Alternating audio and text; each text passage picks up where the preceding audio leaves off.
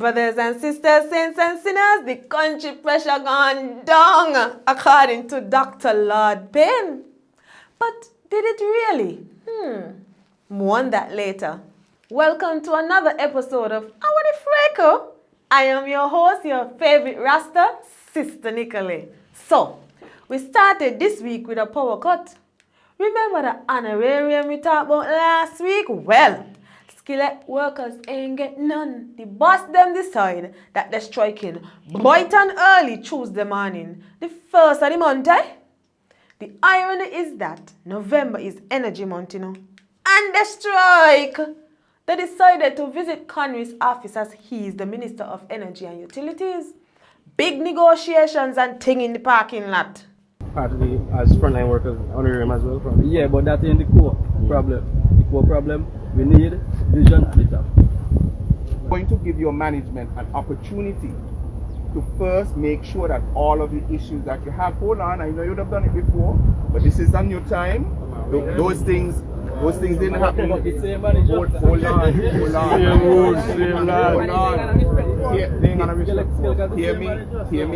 Hear me out for the process. Hear me out. Let us let the process play out.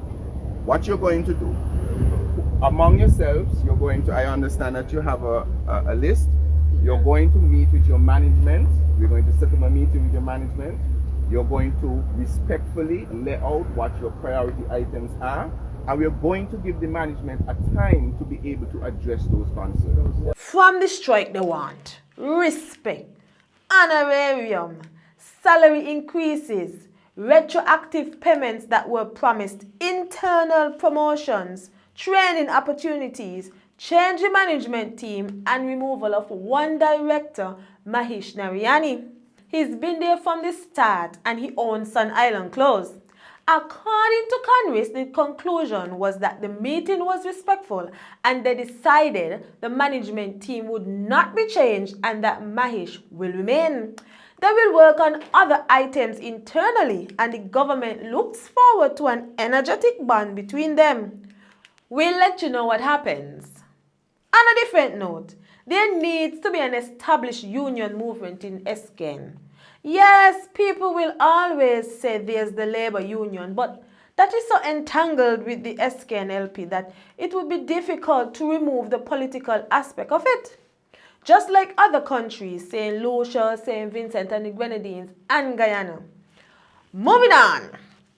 Arguably the biggest thing this week was the announcement of PM Terence Drew that we are in the red. Let's back it up a bit. About 2 to 3 days after the elections and Dr. Drew was sworn in as PM, he said that there was money to sustain the programs that were in place. This was before funding for the peace program and PAP were allegedly stopped. So based on your economic team's assessment, the current state, and I know you're still assessing the current state of the economy, but the current state of the country's finances can pay for all these things. Can handle these things, yeah. We can make the necessary investments and handle it. And one of the things that's going to help a lot is when we cut out the corruption is going to save the country a lot of money. For example, the peace program, the money goes to Development Bank. When Drew said that, many felt it was kind of a premise statement, eh? Like, how are you in for 2 days and done added all the accounts and income statements to say, yeah, things looking opposite. So, back to this announcement. He was the featured guest on Issues when he said it. Is the economy and where we are as a country. I want to say that we inherited a deficit.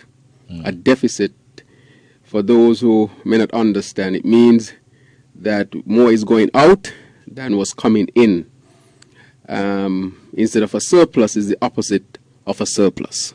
So it means, therefore, in other terms, we are in the red when it comes to our overall finances.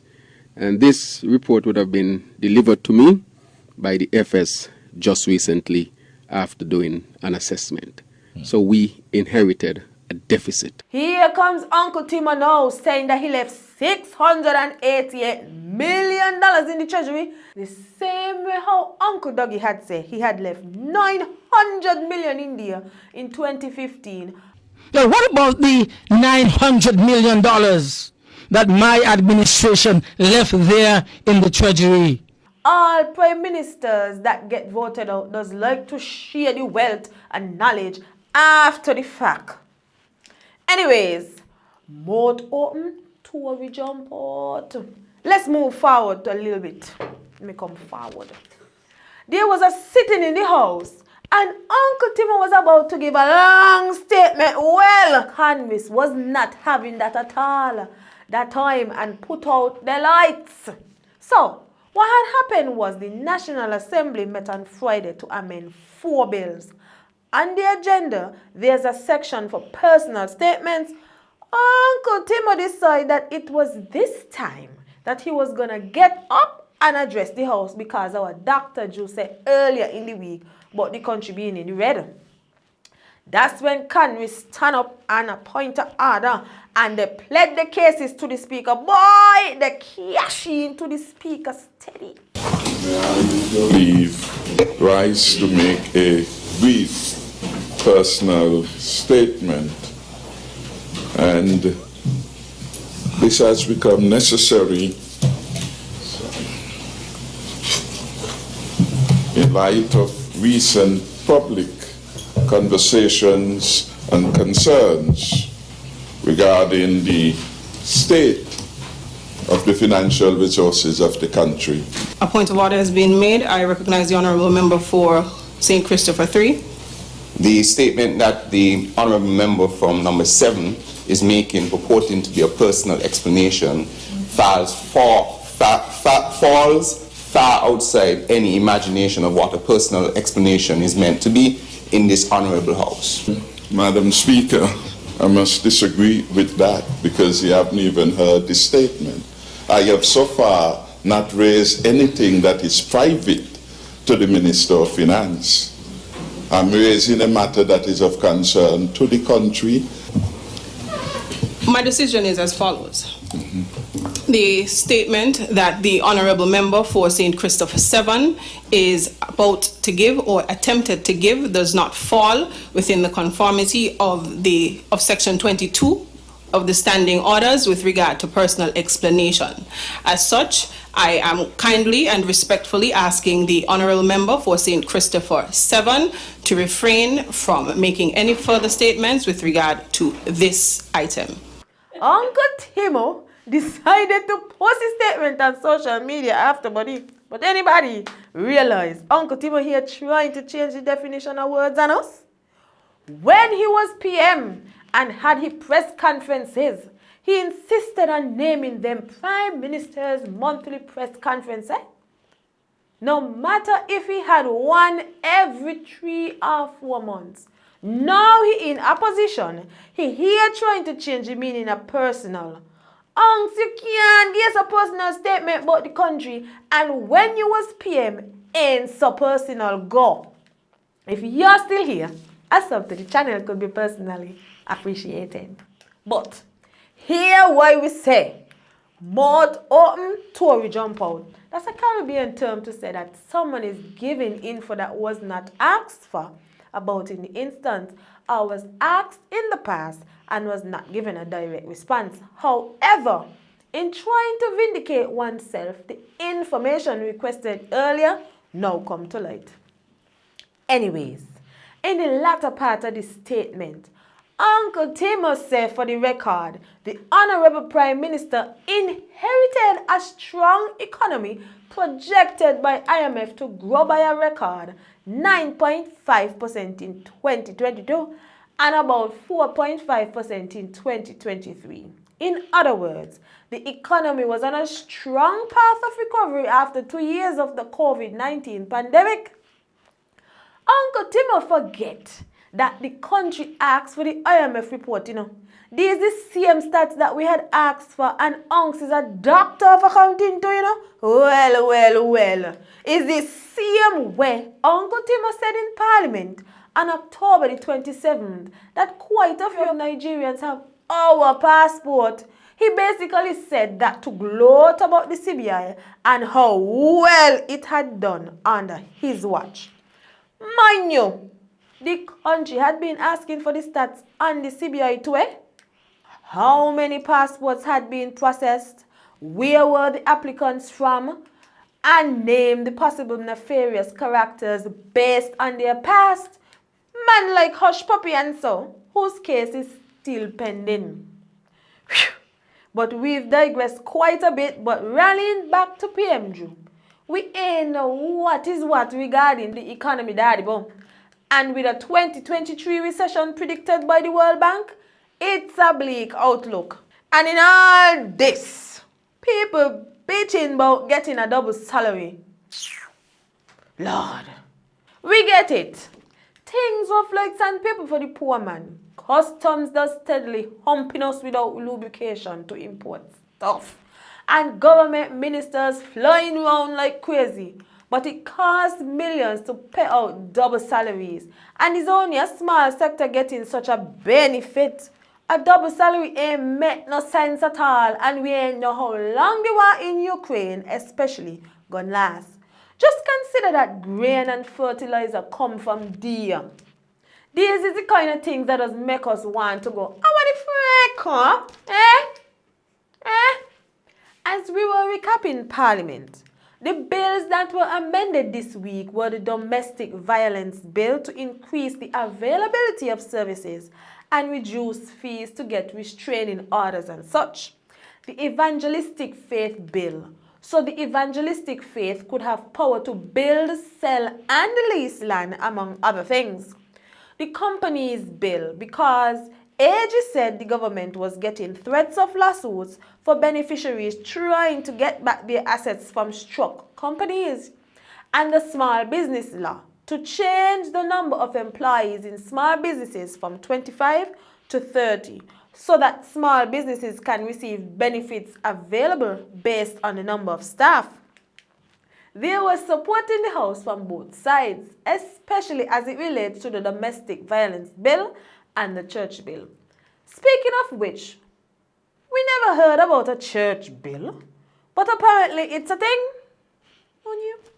So, going into our legal limits, that's not the first religious bill. There's the Pentecostal Church of God, St. Kitts Incorporation Act, and possibly one for the Anglican and Roman Catholic churches. The acts basically give them powers to open accounts and have signatories and all that to have financial dealings, and to sue and be sued. The Pentecostal Church Act was passed in 2015 and revised in 2017. You should give it a read. It's short. It's 4 pages with the real info on pages 3 and 4. Let's mosey on over to Nevis for a little bit, right? All things continue to hype up on the election scene. CCM taking it all the way back first, but in 2013, which we were certainly alarmed when we got into government. We're not a government of our party of excuses, but the reality is what it is. When we got into government in 2013, we understood what we were going to meet, and we saw what we met. And it was a situation where things were difficult at that point in time. We had challenges from Bastia in terms of the party in power there, and the Prime Minister who was in power at the federal level. We had those difficulties. So we were fighting a party which was in power in St. Kitts, and also the same thing we were doing with the NRP party, because they were in collusion and collusion and also coalition with the party, the Labour Party, who was in Bastia at that point in time. So we were fighting all of those. We had the difficulties of finances then, but we also know, and we also can admit, that we left things in 2006 in a healthy situation. The NRP would not want us to go back there. Lordy, Lord. That was 10 years ago, man. We're still looking backward or moving forward, Uncle Alexis. Meanwhile, Auntie Cleon of NRP was featured on the narrative. Tell me how things and preparations are going for elections. Well, as you're aware, we have a local election that is pending for Nevis, and so both parties, both the CCM and the Nevis Reformation Party, we are in full preparation for this election. I know for my party, the Nevis Reformation Party, we are ready to rumble. So basically, we have been canvassing, going out there, meeting people. We have had several town hall meetings. We continue on that road to having town hall meetings and basically just engaging people because we are fully prepared and fully ready to contest the upcoming local elections. Anyways, in creative news, remember the ECHO government public consultation we spoke about?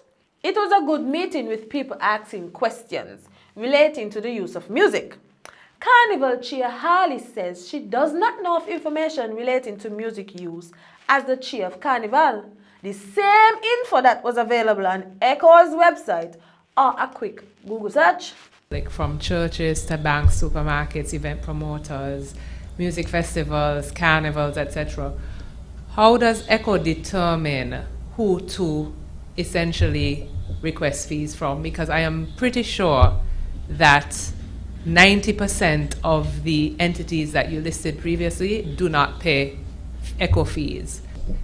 Is there like a scale? Like there's a bar association fee scale. Like is there a scale? Like how does ECHO determine, okay, the music festival is going to pay this, but the event promoter is going to pay that, and the radio station? Like there is so much information that needs to be publicized regarding ECHO, and I think that it is, I mean, it has started, but I think it is, for want of a better word, unfair for even me as the chair of National Carnival. I don't know the fine print regarding ECHO.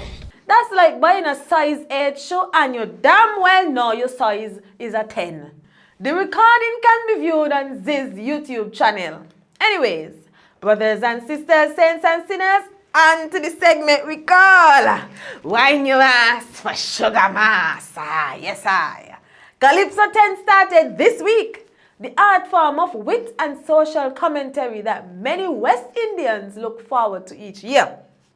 Here comes Lord Payne at Legends Tent on Thursday with He Pressure Gone Down. Pressure gone down, pressure gone down, pressure gone down, pressure gone down, pressure gone down, pressure gone down. I don't think that the country pressure gone down there, you know, because We are in the red. the lady with the signature greeting, ladies and plenty men, Sandra B, has retired. She was given a token of appreciation at the tent too. Meanwhile, the talented teen contestants had their time this week learning about coral reefs during a beach cleanup. And Ultra Carnival released more sections to the troupe and people can't catch the self.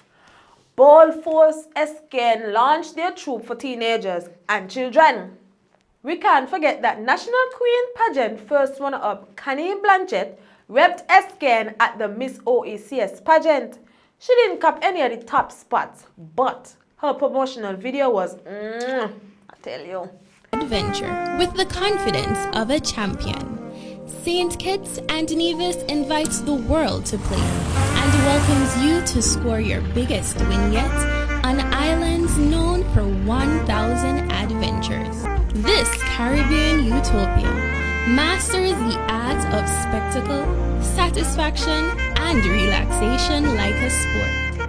I am Kahnein Blanchette, your delegate in this year's Miss OECS pageant and a proud ambassador for St. Kitts and Nevis. Doesn't it just make you want to come to St. Kitts? So Miss Antigua Carrion Thomas is queen, Miss St. Lucia Keisha Smith is first runner-up, and Miss Grenada Risa McIntosh is second runner-up. People from the region were saying that the Queen didn't answer her interview question though, and that carries high marks for the crown. While we're in the region, quite a bit happened.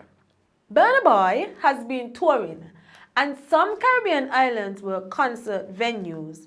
Lord, the rain prevented most of that. He was in Tobago last weekend and it rained, but it wasn't enough to cancel the event.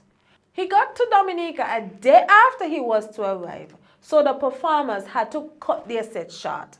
Patrice Roberts was upset about that, On top of that, he wasn't getting much crowd response from the Dominican crowd. They say he was disrespectful too, telling them that if they didn't buy his album, or basically if they weren't enjoying his performance, they didn't deserve to be there. Then he was on to St. Martin for his concert that was to be held on Saturday. If you ain't here upon rain, well, the place was flooded. The promoters postponed it till next year, they say. So, now we on to a flight back home. While PM drew on a delegation on a flight to Taiwan. Yep! Hazel Jeffers, Senators Iselene and Joel, Uncle Dougie, Mark, Alexis, Cleon, Samuel, Berridge, and Taiwan's resident ambassador, Michael Lin. We're excited to hear about their trip and we'll give the updates when they're available. Of course, we can't close and ain't talk about the good stuff. A rising sportswoman, Jahzara Claxton, has been selected for the Under-19 Cricket West Indies team. She was in TNT for a training camp and will be heading to India soon. Jahzara is a bad footballer too, eh? Look out for her and remember the name. The Gingerland Secondary School hosted a dance challenge highlighting different virtues, and a mural was painted by the Charles E. Mills Secondary School, formerly the Sandy Point High School. The Elizabeth Pemberton Primary School in Nevis hosted a career day. And we have Desi Roberts, a national of the Federation, being elected as the new elections administrator in Belle County, Texas. There were some smiles slipping through the stern demeanor of Desi Roberts as he was named Belle County's elections administrator. Citizens demand elections to be transparent, fair, secure, safe. Originally from the island of St. Kitts, the combat veteran retired from the service in 2015 and has since worked with the Department of Defense. I wanted to come back where I spent 20 years living and working to serve the community. Brothers and sisters, saints and sinners, this has been another episode of WTFrayko. I'm your host, your favorite Rasta, Sister Nikolae. And I thank you. Bye!